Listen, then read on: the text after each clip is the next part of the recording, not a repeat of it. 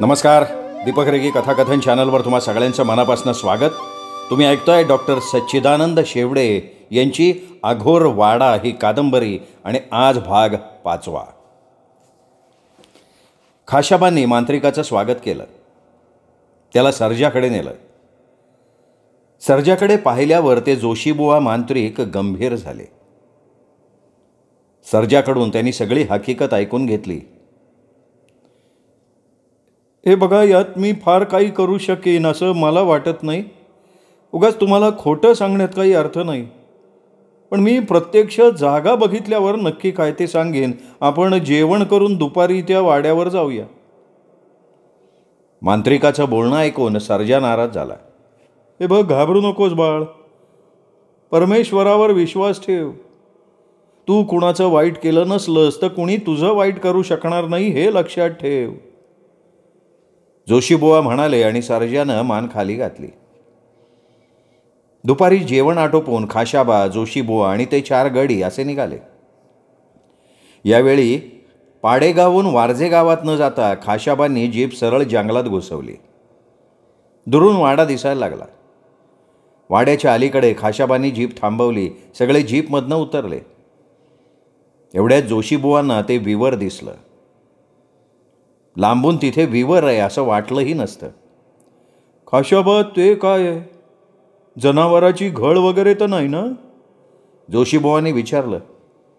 खाशाबा विवराच्या जवळ जाऊन आले. आत एक बारसुद्धा टाकला. कोणतंही जनावर बाहेर आलं नाही.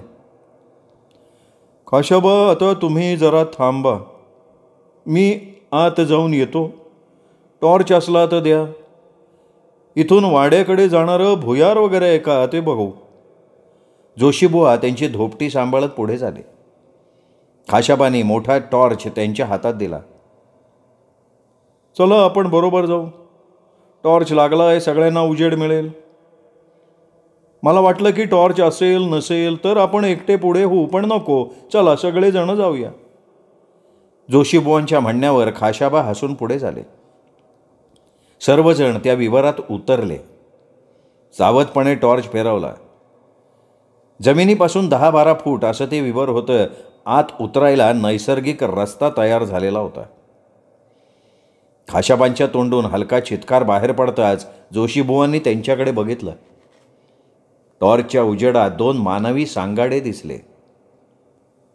या मानवी सांगाड्यातला एक कदाचित भीमण्णाचा असावा या शंकेनं खाशाबा शहारले. जवळून 2 वटवागळं जोरात फडफडाट करत उडाली. चला चला जोशीबुवा, आपण इथनं बाहेर पडू. इथे भुयार बियार काय नाही. त्या दिवशी वाड्यात जाऊन अनुभव घेतला तेवढा पुरे. आता या ठिकाणी तसं काय झालं तर चटकन पळायला जागा बी नाही. तशात ही गार हवा पडली. चला बाहेर पडा, बाहेर पडा पहिले, चला. खाशाबांच्या आग्रहावरनं सर्वजण बाहेर आले आणि वाड्याकडे गेले. ते 4घे गडी आत जायला टरकत होते. त्या दिवशीचा आवाजसुद्धा ते अजून विसरलेले नव्हते. त्यांच्यातला तो जाड गडी तर सगळ्यात मागे मागे राहत होता. वाड्याचं दार उघडून सर्वजण आत आले. मात्र एकदम आतलं वातावरण बदलत असल्याचा भास झाला. वाड्याचं अंतरंग ढवळलं जायला लागलं. असंख्य विजांचा चमचमाट झाला आणि त्यांच्या समोर उभा राहिला एक काळे कपडे घातलेला फकीर, महम्मद चिश्ती. काला तुम्ही ते त्या दिवशी इथून गेला तरी हौस भागली नाही का तुमची? नीट ऐका. इथे अंधाराचा बादशहा आणि त्याची भुतावळ राहते. त्यांना त्रास देऊ नका, नाहीतर तुम्ही जिवंत राहणार नाही. अरे थेरड्या, परवा पोराला घेऊन आला होतास ना? मग परवा पाहिलंस ते पुरेसं झालं नाही का? आणि हा कोण आणलायस? मांत्रिक काय वाटतं? आत्ता त्या विवरात हनुमंत पाटील आणि भीमण्णा मांत्रिक यांचे सापळे पाहिलेत ना. आता काय त्यात तुमची भर पाडायची आहे का? चिश्तीची पिवळी नजर आणि धारदार आवाज काळीत चिरत चालला होता. नाही नाही महाराज, चुकलं आमचं. आम्ही परत जातो. पण माझ्या यसारजीला बरं करा. माणसातनं उठल बघा तो. दया करा की. दया त्याने बादशहाला स्पर्श केलाय. जो बादशहाला स्पर्श करतो तो वितळून मरतो. तू गोळी चालवलीस, पण जा, मी तुला माफ केलंय. तुझ्या समोर तुझा पोरगा मरेल हीच शिक्षा तुला योग्य आहे. मूर्खा, मोठ्या प्रयासानं ते म्हातारं शरीर मी मिळवलं होतं. त्या शरीरात काही ताकदच नाही आणि त्यामुळे अंधाराच्या बादशहाला नीट हालचाल करता येत नाही. आणि तशा अवस्थेत त्या शरीराच्या पाठीचा तू चुराडा केलास, तरीही मी तुला सोडतोय. चला, सगळेजण लगेच चालायला लागा, नाहीतर काय होईल हे मी सांगत नाही. खाशाबा यावर काही बोलणार एवढ्यात जोशीबुवांनी त्यांच्या खांद्यावर हात दाबला. सगळेजण मुकाटपणे बाहेर पडले आणि पाडेगावच्या रस्त्याला लागले. संध्याकाळी सर्जाला ही हकीकत सांगितली, त्यामुळे त्याने आता यातून बरं होण्याची आशा सोडून दिली. दुसऱ्या दिवशी सकाळी जोशीबुवा निघाले. खाशाबा, कालचा प्रकार निव्वळ भयंकर होता बरं का. मी सर्जाला बघून सांगितलं होतं की माझ्या हातात काही नाही, आणि त्या जागेला भेट दिल्यावर जे काही घडलं त्यावरून हे प्रकरण साधं सुद्धा नाही याबद्दल माझी खात्री पटली आहे. आता यातून सोडवणारा एकच माणूस आहे, आणि ते म्हणजे स्वरूपानंद. कोण आहे स्वरूपानंद? हे कुठं असते ते सांगा ना जोशीबुवा, मी ही शेवटची संधी घेणार. नाही खाशाबा, नशिबात असेल तर ते भेटतील असं समजा, कारण त्यांचं ठिकाण एकच नसतं, सतत फिरतीवर असतात ते. मला सुद्धा त्यांचा ठाव ठिकाणा माहिती नाही. मोठा तपस्वी माणूस आहे, त्यांची शक्ती जबरदस्त आहे. मोठमोठ्या तांत्रिकांना त्यांनी हतबल करून टाकलेला आहे. तुम्ही शोध घ्या, नशीब जोरावर असेल तर सापडतील, अन्यथा कठीण आहे. बरं, येतो मी. खाशाबांचा निरोप घेऊन जोशीबुवा पनवेलला निघून गेले. खाशाबा अस्वस्थ झाले होते. इथे वाड्यात निराळंच नाट्य चाललं होतं. चिस्ती, तू मूर्ख आहेस, तो म्हातारा म्हणाला. होय, अंधाराच्या बादशाह, पण काय झालंय ते तरी सांग. येत्या काही वर्षात तू पूर्ण शक्तिमान होशील, जगावर राज्य करशील. बादशाह, मी तुझा गुलाम, त्यासाठी एवढी वर्ष प्रयत्न करतोय. अरे मूर्खा, हे म्हातारं शरीर मला नीट वागवता येत नाहीये. ह्यात शक्ती काही नाहीये, त्यामुळे माझ्या हालचालींवर मर्यादा पाडताय. मला तरुण शरीर हवंय, मला ताजं रक्त हवंय. हा वाडा तू झाकून टाकलायस, त्यामुळे ह्या बाजूला येत कोणी नाही. ही 2 पोरं आली होती, पण ऐनवेळी ह्या शरीरानं दगा दिला मला. नाहीतर त्या शरीराला ठोसा मारणाऱ्याचं शरीर किती छान होतं, तेच ताब्यात घेणार होतो मी. आता काहीही कर, पण मला नवीन शरीर दे. होय बादशाह, मी आत्तापासून त्या कामाला लागतो. उद्यापर्यंत तुझ्याकडे तरुण शरीर येईल, ते ताब्यात कसं घ्यायचं ते मात्र तू बघ. याची चिंता नको रे चिस्ती, तुझा बाबा आता. इकडे घरात बसून बसून सर्जा कंटाळला होता, पण बाहेर जाणार कुठे? लोकांना तोंड दाखवता येणार नाही. काय करावं हे सर्जाला सुचत नव्हतं. घर सोडून जायचं, बास विचार ठरला. आपण पळून जायचं. पण जायचं कुठे? कुठेही जाऊ, जंगलात जाऊ, नाहीतरी भूक लागत नाही, तहान नाही, त्यामुळे इतर देहधर्म नाहीत. मग असंच का राहायचं? त्यापेक्षा जंगलात राहू, दिवसा झोप काढू, रात्री भटकू. रात्र झाली, रातकिडे ओरडायला लागले. सर्जा खाशाबांना पत्र लिहायला बसला, पण लिहिणार कसं? कारण बोटात पेन पकडताच येत नव्हतं. पेन धरलं की ते सुळकन निसटायचं.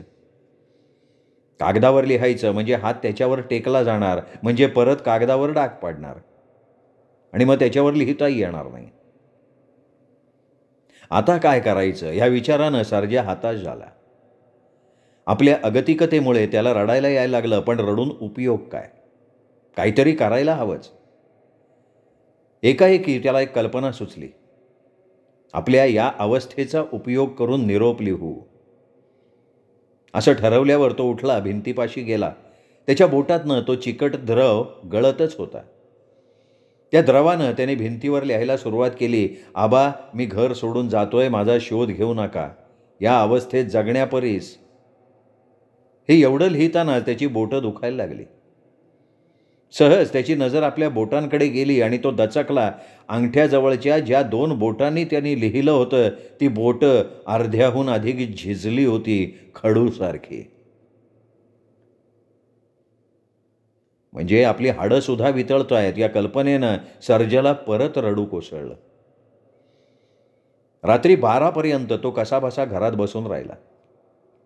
मग उठला, घोंगडं पांघरून घेतलं आणि हळूच दरवाजा उघडून बाहेर पडला.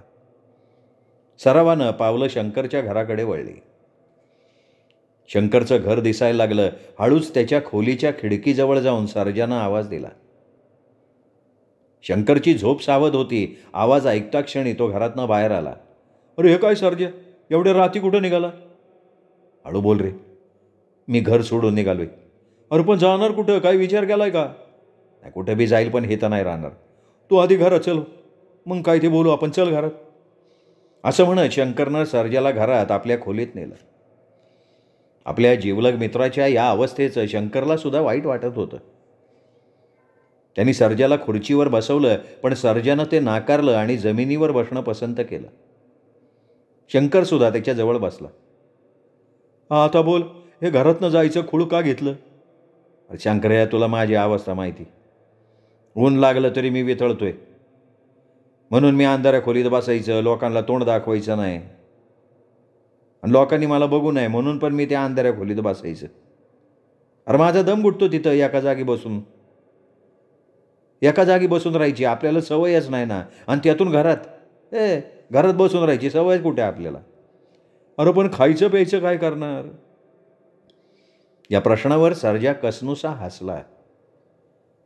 शंकर, अरे तो वरच मिळालाय मला या शापाबरोबर. शंकर, मला तहान भूकच नाही, त्यामुळे इतर विधी नाही. त्याचं बोलणं ऐकून शंकर शहारला. अरे पण सर्जा, बाहेर पडून जाणार कुठं तू? मला तुझ्या आबांना तू माहिती आहे, आम्ही तुला ओळखू, पण इतरांचं काय? अरे लोक घाबरून तुला दगड मारतील. आणि उन्हात तर तू झपाट्यानं वितळतो, मग उन्हाचा प्रतिकार कसा करशील? अरे मी घरात नसतो ना तर माझी आई सुद्धा तुला भूत समजून घाबरली असती, तिने लोक गोळा केले असते. आपल्या गावातल्या लोकांनी बी तू सर्जा याच्यावर विश्वास ठेवला नसता. इतरांचं काय रे? त्यातून आता पाऊस सुरू झालाय, अशा परिस्थितीत कुठं जाणार तू? हे बघ शंकर, तुझं बोलणं मला पटतंय, त्याच्यावर मी विचार बी केलाय. ऐक, आपलं गाव आणि वारजे गाव याच्यामध्ये जंगल आहे, तिथं कोणी जास्त जात नाही. मी तिथं जाऊन राहणार. हे तुला सांगायला का आलो माहिती? कारण तू माझा जवळचा मित्र आहे. मी जंगलात जाम वैतागणार रे, मला एकट्यानं राहायची सवय नाही. म्हणून तुला एक विनंती करायला आलो शंकर. 1-2 दिवस अडका होईना तू तिथं चक्कर मारून माझी भेट घ्यायला येशील, लय बरं वाटेल बघ मला. आणि येताना ना संध्याकाळच्या वेळेला येत जा, मी तुझी वाट बघत राहील. करशील खरं माझ्यासाठी एवढं? सर्जाची ती अगतिक अवस्था बघून शंकरला भडभडून आलं. परिस्थितीमुळे माणूस किती लाचार बनतो हे त्याला दिसत होतं. सर्जाच्या पाठीवर हळूवार थोपटत तो म्हणाला, जा मित्रा, तुला बरं वाटन तिथं जा, मी तुझ्यासाठी नक्की तिथं येईन तुला भेटायला. सर्जा तिथनं उठला, बाहेर आला. शंकरनं त्याच्याकडे बघून हात हलवला. हळूहळू सर्जा अंधारात विलीन झाला. सकाळ झाली. लोकांचे नित्य व्यवहार सुरू झाले.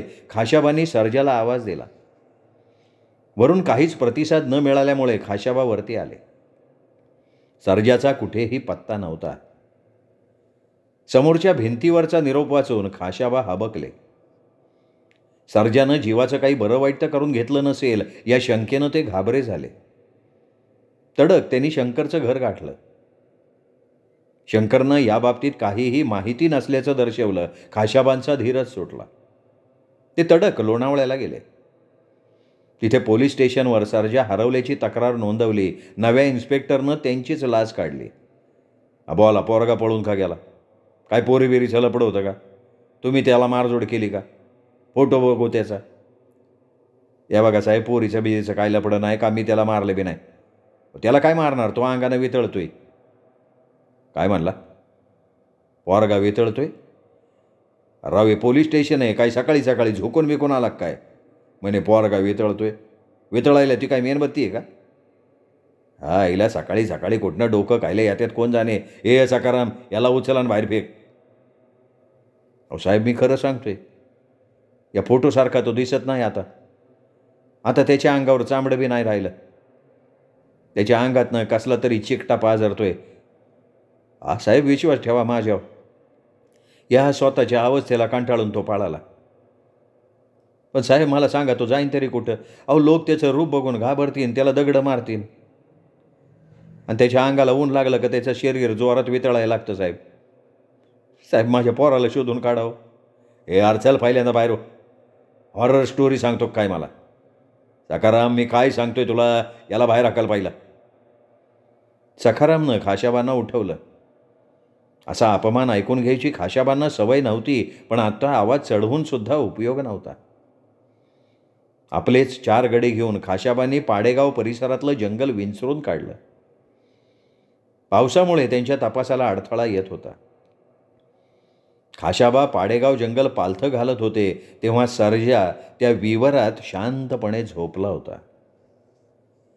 अंगाला ऊन लागू नये म्हणून त्याला ही जागा अवचितपणे सापडलेली होती. तिथून वाडा दिसत होता. पण आता भीती कशाची? तिथे कोण येणार होतं? वाड्यात साफसफाई रंगरंगोटी चालल्यासारखं वाटत होतं, पण ते काम कोण करतंय तेच दिसत नव्हतं. त्या म्हाताऱ्याच्या बरोबर आणखीन काही भूतं असावीत आणि ती सगळी कामं अदृश्यपणे करत असावीत असं सर्जाला वाटलं. त्या दिवशी आबांबरोबर गेला असताना त्यांनी अनेक विचित्र कुजबुजीचे आवाज ऐकलेले होते, ते त्याला आठवलं. पण आता तो भूतांना घाबरण्याच्या अवस्थेच्या पलीकडे जाऊन पोहोचला होता. एवढ्यात विवराच्या वर कसला तरी आवाज झाला. सर्जानं वर बघितलं. वर काही दिसलं नाही, पण आवाज मात्र येत होता. आभाळ भरून आलं होतं, त्यामुळे ऊन नव्हतं. घोंगडं पांघरून सर्जा बाहेर आला. बाहेर एक लांडगा बसलेला होता.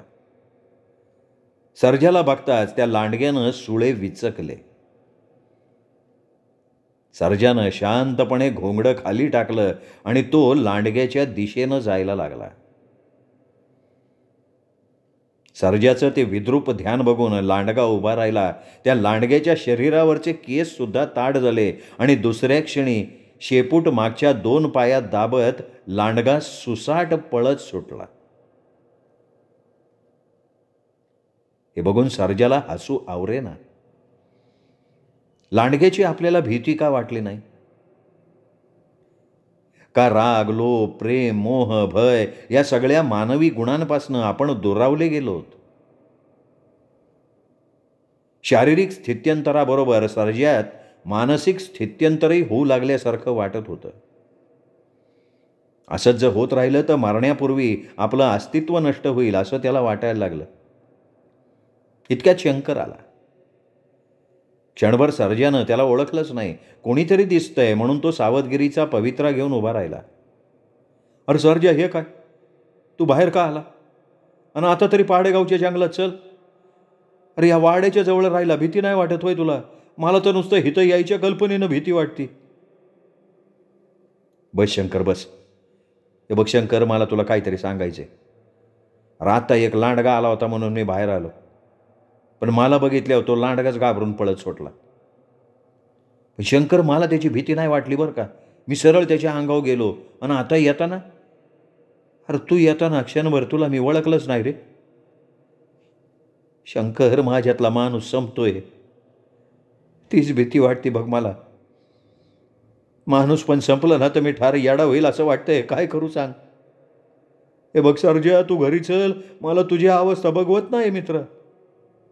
नाही रे, घरी येऊन काही उपयोग होणार नाही. माझ्यातलं माणूस पण संपणार असेल तर जंगलात काय आणि घरी काय, काय फरक पडत नाही. उलट ही अवस्था माझी घरी झाली ना तर फक्त घरच्यांनाच नाही, गावकऱ्यांना बी त्रास होईल. तू मात्र मला अधूनमधून भेट बा. सर्जा, मला इथं यायची भीती वाटते राव. अरे भीतो कशाला, मी आहे ना इथं. पण मला सांगा, आबा कसे आहेत? अरे तू गेल्यापासून पार खचलेत ते. निवडणूक सुद्धा लढवणार नाही म्हणले, शांतपणे हरी हरी करत बसतो असंच म्हणतात. ते बरं झालं, पण त्यामुळं घाणेरड्या राजकारणापासून ते दूर झाले. त्या निमित्तानं विश्रांती तरी घेतील. बरं चल सर्जा, येतोय मी. हा ये, अधूनमधून येत जा मित्रा. शंकर उठला, झपाझप निघाला. पाऊस सुरू झाला. सर्जा विवरात शिरला आणि झोपला. पाऊस वाढला. हत्तीच्या सोंडेनं पाणी ओतायला लागला. एवढ्यात एका मोटारीचा आवाज झाला. आता या ठिकाणी मोटार कोणाची आली? या कुतूहलानं सर्जा उठला आणि विवराच्या बाहेर आला आणि बघतो तर काय, त्या भयानक वाड्याजवळ एक मोटार थांबली होती. सर्जा त्या मोटारीच्या दिशेनं निघाला.